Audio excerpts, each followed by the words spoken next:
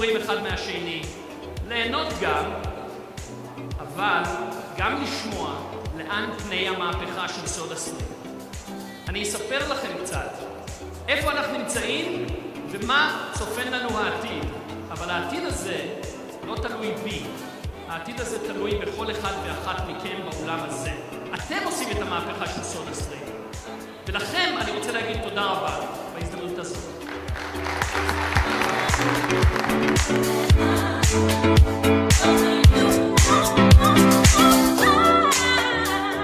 אתם מה שיש לנו.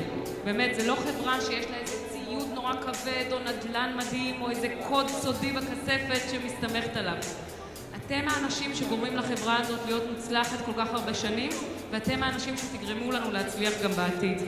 אני שמחה לשתף אתכם שהאנשים אצלנו, השנה הזאת, ניצלו את ההזדמנויות ואת האפשרויות ואת השינויים התכופים שקורים בסודה סטרים כדי לצמוח ולהתפתח. לדייברסיטי ולמרקם האנושי בחברה יש פנים ויש שמות, ויש לנו בחברה כל כך הרבה אנשים מקסימים, וגם אני כל פעם שאני נכנס לקו הייצור ואני רואה את הנשים לצד הגברים והחבר'ה הוותיקים לעומת הצעירים והיותר מנוסים לעומת הפחות מנוסים, והכל בישראל, חבר'ה, הכל בישראל.